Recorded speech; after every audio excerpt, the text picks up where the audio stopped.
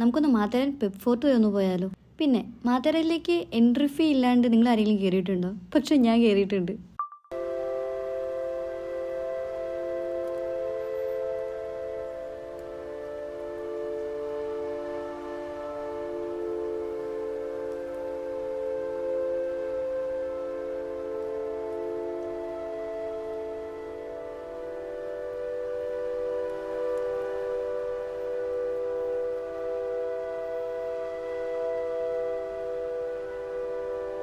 അപ്പോൾ അതെ, കഷ്ടകാലത്തിന് ഓഗസ്റ്റ് 15-ന് ഞാൻ വീണ്ടും മാത്തറയിലേക്ക് പോയി പെപ്പ് ഫോർട്ട് ട്രക്ക് ചെയ്യാൻ വേണ്ടിയിട്ട്. ആ ഒരു തീരുമാനം വളരെ മോശപ്പെട്ട ഒരു തീരുമാനമായിരുന്നു. കാരണം ഓഗസ്റ്റ് 15-ന് സകലമാന ജനങ്ങളും മാത്തറയിലേക്ക് വരാൻ വേണ്ടിയിട്ട് അവിടെ ക്യൂ നിൽക്കുന്നുണ്ടായിരുന്നു. 2 മണിക്കൂർ കഴിഞ്ഞിട്ടാണ് എനിക്ക് അവിടെ നിന്ന് ഒരു ടാക്സി കിട്ടിയത്. അതായത് കയ്യൊക്കെയുള്ള ഒരു കാര്യക്കാരെന്ന് പറയുന്ന രീതിയിൽ തള്ളിപ്പിടിച്ച് എങ്ങനെയൊക്കെയാ ചെയ്തിട്ടാണ് എനിക്കൊരു ടാക്സിയിൽ പറ്റി പിടിക്കാനായിട്ട് പറ്റിയത്. ടാക്സി കിട്ടിയിട്ടും വലിയ കാര്യമൊന്നും ഉണ്ടായില്ല. കാരണം ടാക്സി പകുതി വെച്ച് നിർത്തിയിട്ട് പറയാം ഇനി ഇവിടെ നിന്ന് നടന്ന് കയറിക്കോളാം, കാരണം അത്രയ്ക്ക് ക്രൗഡാണ് മേളിൽ, അങ്ങോട്ടേക്ക് വണ്ടി കയറില്ല എന്നുള്ളത്.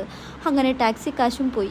എന്തൊക്കെ തന്നെയാണെങ്കിലും ഇത്രയൊക്കെ ശ്രമിച്ചിട്ട് നമ്മൾ എന്തായാലും ഇവിടെ എത്തിപ്പെട്ടല്ലോ. അങ്ങനെ ദേ മാത്തേരൻ്റെ ആ ഒരു മെയിൻ എൻട്രൻസ് ഉണ്ടല്ലോ, അതായത് ടിക്കറ്റ് കൗണ്ടറിൻ്റെ അവിടെ നമ്മൾ അങ്ങോട്ടേക്ക് കയറാതെ നേരെ റൈറ്റ് പിടിച്ചിട്ടുണ്ടെങ്കിൽ കാർ പാർക്കിംഗ് ഏരിയയിലേക്ക് പോകും. അവിടെ നിന്ന് ആരുടെ അടുത്ത് ചോദിച്ചാലും അവർ പെപ്പ് ഫോർട്ടിൻ്റെ ആ ഒരു ട്രെക്കിങ്ങിൻ്റെ ആ ഒരു വഴി കാര്യങ്ങളൊക്കെ പറഞ്ഞു തരും. നേരെ നമ്മൾ ഇതുപോലത്തെ ഒരു റെയിൽവേ ട്രാക്കിലേക്കാണ് ചെന്ന് പെടാനായിട്ട് പോകുന്നത്. ആ ട്രാക്ക് നേരെ പിടിച്ച് നടന്നിട്ടുണ്ടെങ്കിൽ നമ്മൾ പെപ്പ് ഫോർട്ട് ട്രെക്കിങ്ങിൻ്റെ അടുത്തേക്ക് എത്തിപ്പെടും.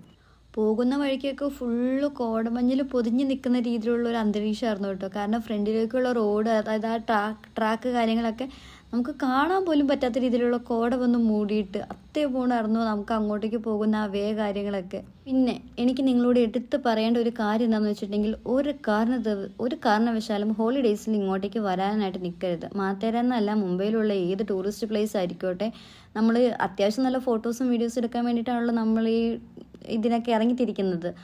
നമ്മൾ വിചാരിക്കുന്ന പോലെ യാതൊരു ഫോട്ടോസും വീഡിയോസും നമുക്ക് ആ സമയത്ത് എടുക്കാൻ പറ്റില്ല. കാരണം അത്രയ്ക്ക് ക്രൗഡായിരിക്കും. എന്തായാലും എനിക്കോ പറ്റി, നിങ്ങൾക്കും പറ്റാതിരിക്കാൻ വേണ്ടിയിട്ടാണ് ഞാൻ ഈ ഒരു അഡ്വൈസ് തരുന്നത്. അങ്ങനെ മുന്നോട്ട് നടന്നു കഴിഞ്ഞപ്പോഴാണ് ഇവിടെ ഒരു മണി കാര്യങ്ങളൊക്കെ എന്താ സംഭവം എന്ന് എനിക്ക് മനസ്സിലായില്ല. ഞാൻ കോട കാരണം എനിക്കൊന്നും കാണാനായിട്ട് പറ്റുന്നുണ്ടായില്ല. എന്തായാലും മണി അടിച്ച് ഞാൻ മുന്നോട്ട് നടന്നു കഴിഞ്ഞപ്പോഴേ നമ്മുടെ ആ മെയിൻ എൻട്രൻസ് കവാടം കണ്ടു. ഓ സന്തോഷമായി. അവിടെ നിന്ന് പിന്നെ അങ്ങ് തുടങ്ങുകയാണ്. ഇറങ്ങിയപ്പോൾ തന്നെ ശിവൻ്റെ ഒരു പ്രതിഷ്ഠ കാര്യങ്ങളൊക്കെ, ഒരു ചെറിയ അമ്പലമല്ല, ഒരു പ്രതിഷ്ഠ പോലെ അവിടെ വെച്ചിട്ടുണ്ട്. അവിടെ നിന്ന് നന്നായിട്ട് പ്രാർത്ഥിച്ചിട്ടാണ് ഞാൻ ഇറങ്ങിയത്. കാരണം ആരുടെയോ പ്രാർത്ഥന കൊണ്ടായിരിക്കും ഞാൻ ചിലപ്പം ജീവനോടെ ഇവിടെ വന്നിരിക്കുന്നത്. കാരണം പലതവണ എൻ്റെ കാല് സ്ലിപ്പായിരുന്നു മേളിൽ കയറിയപ്പോൾ. കാരണം നല്ല ക്രൗഡും ഉണ്ടായിരുന്നു. ഒന്നാമത് മഴ സമയം ആയതുകൊണ്ട് നല്ല രീതിയിൽ നല്ല സ്ലിപ്പാവണ ഒരു ഏരിയ ആയിരുന്നു. പിന്നെ നമുക്ക് നടക്കാനായിട്ട് ഒരാൾക്ക് നടക്കാൻ പറ്റുന്ന വീതിയിലാണ് റോഡ് കാര്യങ്ങളൊക്കെ. എങ്ങോട്ടെങ്കിലും വായും പൊളിച്ച് നടന്നിട്ടുണ്ടെങ്കിൽ പിന്നെ അത് ഒന്ന് ദങ്ങോട്ടോ ദിങ്ങോട്ടോ പോയിട്ടുണ്ടെങ്കിൽ പിന്നെ പരലോകത്ത് എത്തുന്ന രീതിയിലുള്ള വഴികളൊക്കെയായിരുന്നു. അങ്ങനെ ഭയങ്കര അഡ്വഞ്ചർ നിറഞ്ഞിട്ടുള്ള ഒരു ട്രക്കിംഗ് ആയിരുന്നു എൻ്റെ ഈ ഒരു ട്രക്കിങ്. എന്നിരുന്നാൽ തന്നെയും പോകുന്ന വഴിക്ക് കാണുന്ന കാഴ്ചകളൊക്കെ അതൊക്കെ അടിപൊളിയായിരുന്നു കേട്ടോ. സോ അത് തന്നെയായിരിക്കും വീണ്ടും ആക്രാന്തം കാരണം നമ്മളെ മുന്നോട്ട് നയിച്ചുകൊണ്ടിരുന്നത് എന്ന് വേണമെങ്കിൽ പറയാം. ഇങ്ങനെയുള്ള പല പടവുകളും കയറി ഇറങ്ങിയാണ് നമ്മൾ നമ്മുടെ ലക്ഷ്യസ്ഥാനത്ത് എത്താനായിട്ട് നമ്മൾ പോകുന്നത്. പിന്നെ നമ്മൾ ഇവിടുന്ന് പോകുന്നത് ഒറ്റയ്ക്കാണെങ്കിലും അവിടെ ചെന്ന് കഴിയുമ്പോൾ കുറേ കമ്പനിക്കാർ കിട്ടുമെന്ന് പറയല്ലേ, അത് സത്യമായിട്ടുള്ള കാര്യം തന്നെയാണ് കേട്ടോ. അവിടെ ചെന്നിറങ്ങി കുറച്ചൊക്കെ കഴിഞ്ഞപ്പോഴേക്കും കുറേ മലയാളി ചേട്ടന്മാരെ കമ്പനിയായിട്ട് കിട്ടി. അവർ ഭയങ്കര ഹെൽപ്ഫുള്ളായിരുന്നു. അതായത് നമുക്ക് ഫോട്ടോസും വീഡിയോസും എടുക്കാനാണെങ്കിലും എല്ലാത്തിനാണെങ്കിലും, അതായത് ട്രക്കിങ്ങിനിടയിലാണെങ്കിലും ഭയങ്കര ഹെൽപ്ഫുള്ളായിരുന്നു കേട്ടോ അവർ. അവിടെ എൻഡിൽ എത്തണ വരെ അവർ നമ്മുടെ കൂടെ ഉണ്ടായിരുന്നു. പിന്നെ ഏതൊക്കെയോ ഒരു വഴിയിൽ വെച്ച് അവർ നമുക്കങ്ങ് മിസ്സായിപ്പോയി. ഈ കാണുന്ന മലയുടെ അപ്പുറമുള്ള ബാക്കി കാണുന്ന ആ മലയിലാണ് നമുക്ക് പോകേണ്ടത്. ഇവിടെ നിന്ന് ഇരുന്നും കിടന്നും നിരങ്ങിയൊക്കെയാണ് അങ്ങോട്ടേക്ക് എത്തിപ്പെടുന്നത്. കാരണം കാലൊന്ന് അങ്ങോട്ടോ ഒന്ന് ഇങ്ങോട്ടോ പോയിട്ടുണ്ടെങ്കിൽ പിന്നെ നമ്മൾ പരലോകത്തേക്ക് എത്തും.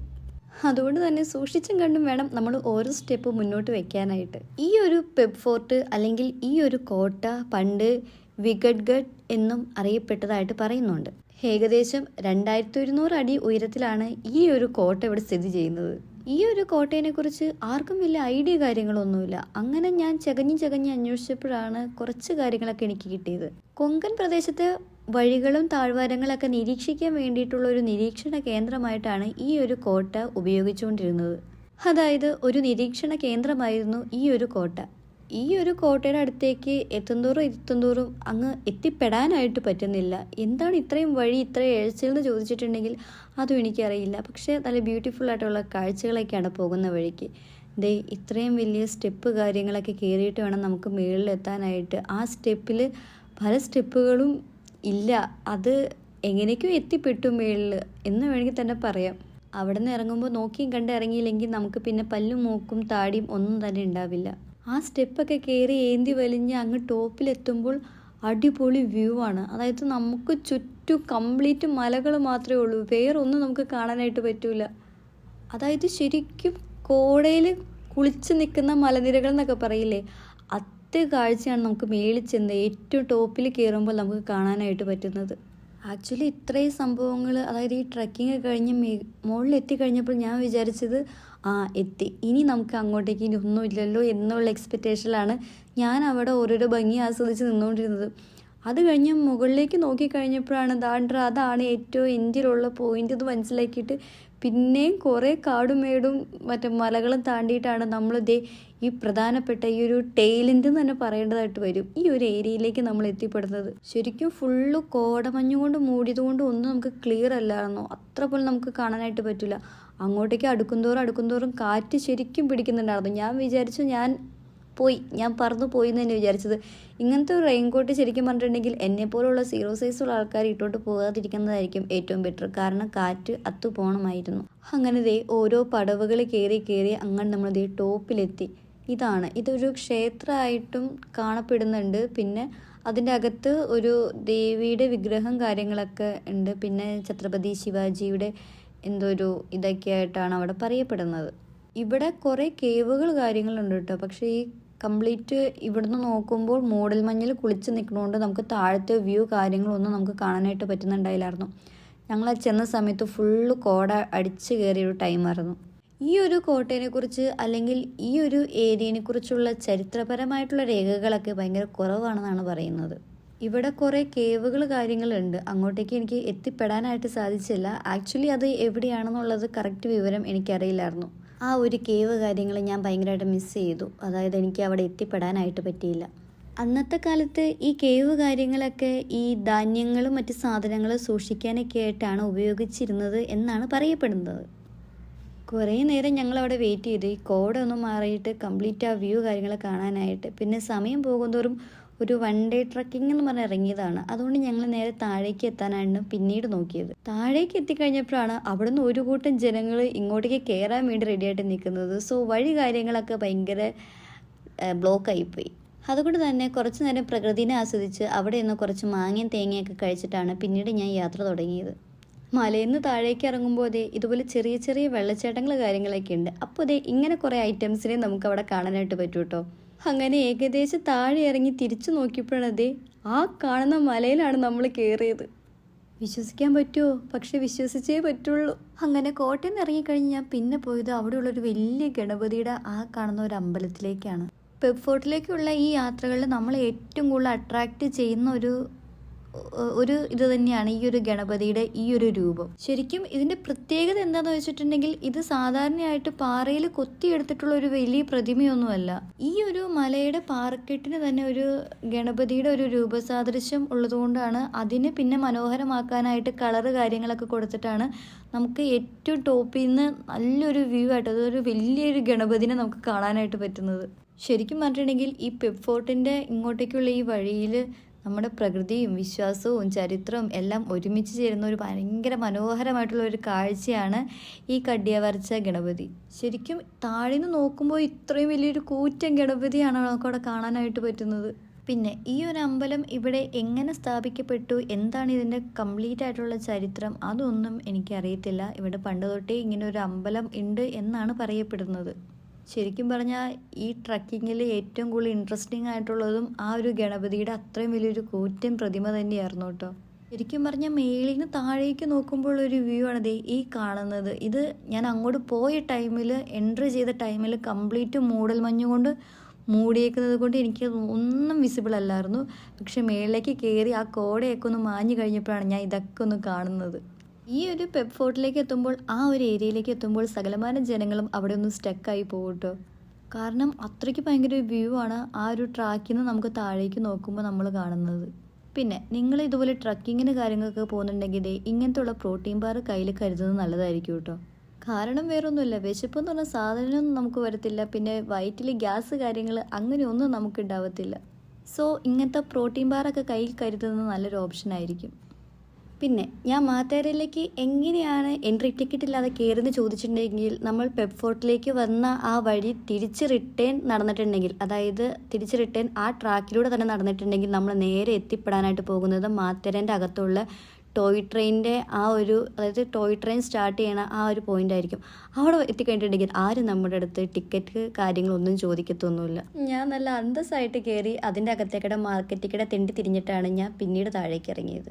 കഴിഞ്ഞ തവണ ഞാൻ മാത്തേരയിൽ വന്നിരുന്നെങ്കിലും കുറേ പോയിന്റുകൾ കാര്യങ്ങളൊക്കെ എനിക്ക് മിസ്സിങ് ആയിരുന്നു. എസ്പെഷ്യലി റിവേഴ്സ് വാട്ടർഫോൾസ് കാര്യങ്ങളൊക്കെ, അതൊക്കെ ഒന്നുകൂടെ കാണണം എന്ന് വിചാരിച്ചിട്ട് തന്നെയാണ് ഇങ്ങോട്ടേക്ക് വന്നത്. അൺഫോർച്ചുനേറ്റ്ലി ഈ ടൈം വന്നപ്പോഴും റിവേഴ്സ് വാട്ടർഫോൾസ് ക്ലോസ്ഡ് ആയിരുന്നു. റിവേഴ്സ് വാട്ടർഫോൾസ് ഇല്ലെങ്കിൽ എന്താ, വാട്ടർ ബോട്ടിൽ നിന്ന് വെള്ളം ഒഴിച്ചിട്ട് റിവേഴ്സ് അടിക്കാൻ പറ്റുമെന്ന് നോക്കിയപ്പോൾ അന്നേരമാണെങ്കിൽ കാറ്റ് പോലും വരുന്നില്ല മര്യാദയ്ക്ക്. പക്ഷെ എന്തൊരു അവസ്ഥയാണല്ലേ. അങ്ങനെ ഇതുപോലെ മങ്കി പോയിന്റ് ഞാൻ കണ്ടിട്ടുണ്ടായില്ല. മങ്കി പോയിന്റ് കാര്യങ്ങളൊക്കെ കണ്ട് കുറേ നേരം അതിക്കിടെ തിരിഞ്ഞ് നടന്നിട്ട് ഞാൻ പിന്നെ താഴേക്ക് പതുക്കെ ഇറങ്ങി. ചില ആളുകളൊക്കെ വൺ ടൈം മാത്തേരം വന്നിട്ടുണ്ടെങ്കിൽ പിന്നെ തിരിച്ചു വരത്തില്ല എന്ന് പറയും. ചിലപ്പോൾ നടക്കാൻ മടിയുള്ള ആളുകളായിരിക്കും അങ്ങനെയൊക്കെ പറയുന്നത്. പക്ഷേ എനിക്കെന്തോ മാത്തേരം ഭയങ്കര ഇഷ്ടമാണ്. അവിടുത്തെ അറ്റ്മോസ്ഫിയർ, അതായത് ഈ ഒരു സീസൺ ടൈമിൽ പോകുമ്പോൾ അവിടുത്തെ അറ്റ്മോസ്ഫിയർ എനിക്ക് ഭയങ്കര ഇഷ്ടമാണ്. അങ്ങനെ എല്ലാം കണ്ട് താഴേക്ക് ഇറങ്ങി ഭയങ്കര സന്തോഷത്തിൽ തുള്ളിച്ചാടി ഓടിച്ചാടി ഞാൻ ചെന്നപ്പോൾ കണ്ട കാഴ്ച എന്താണെന്ന് വെച്ചിട്ടുണ്ടെങ്കിൽ ഈ കാണുന്നതാണ്. അതായത് മാത്തേരയിൽ നിന്ന് ഇറങ്ങി സകലമാന ആൾക്കാരും അവിടെ ടാക്സിക്ക് വേണ്ടി വെയിറ്റ് ചെയ്യുന്നു. ഇത്രയും വലിയ ക്യൂ. അതായത് ഞങ്ങൾ അവിടെ എത്തിയപ്പോഴേക്കും ഏകദേശം ഒരു 6 മണിയൊക്കെ ആയിട്ടുണ്ടായിരുന്നു. പക്ഷെ 3 മണി തൊട്ടേ അവിടെ ആൾക്കാർ ക്യൂ നിൽക്കുകയാണ്. ചോദിച്ചപ്പോൾ ടാക്സി കാര്യങ്ങൾ ഇങ്ങോട്ടേക്ക് വരുന്നത് തന്നെ കുറവാണെന്നാണ് പറഞ്ഞത്. കുറേ നേരം ഞങ്ങൾ അവിടെ വെയിറ്റ് ചെയ്തു. അവസാനം ഗതി കെട്ടിട്ട് ഞങ്ങൾ നടക്കാനായിട്ട് അങ്ങ് തുടങ്ങി. അങ്ങനെ നടക്കാൻ തുടങ്ങിക്കഴിഞ്ഞപ്പോഴാണ് ഞങ്ങളെപ്പോലെ കുറേ പേര് അവിടെ പെട്ടിട്ടുണ്ട് എന്നുള്ള കാര്യം മനസ്സിലായത്. കാരണം വണ്ടി കാര്യങ്ങൾ മുകളിലേക്ക് എത്തുന്നതില്ല. കുറേ വണ്ടികൾക്ക് ഞങ്ങൾ കൈ കാണിച്ചു. അതായത് ഈ ഫാമിലി ആയിട്ട് ട്രിപ്പ് വരുന്ന ആൾക്കാർ, കപ്പിൾസൊക്കെ വരുന്നുണ്ടല്ലോ. പക്ഷെ ഒരു കുഞ്ഞു പോലും നമ്മൾ വണ്ടി കയറ്റൂല കേട്ടോ. ഒരു തിരിഞ്ഞു പോലും നോക്കിയില്ല. നമുക്കൊരു ലിഫ്റ്റ് പോലും ഒരു മനുഷ്യൻ പോലും തരത്തില്ല. ശരിക്കും പറഞ്ഞാൽ ആ നിരാളിലേക്ക് എത്താനായിട്ട് 10-11 കിലോമീറ്റർ അങ്ങാണ്ടുണ്ട്. അതുപോലെ അതായത് എല്ലാ ആൾക്കാരും ഞങ്ങൾ ഒരുമിച്ച് എല്ലാവരും നടന്നു താഴേക്ക് പോകുന്ന ഓരോ വണ്ടികൾക്കും ഞങ്ങൾ കൈ കാണിക്കുന്നുണ്ട്. ആരും ഞങ്ങളെ മൈൻഡ് ചെയ്യുന്നില്ല.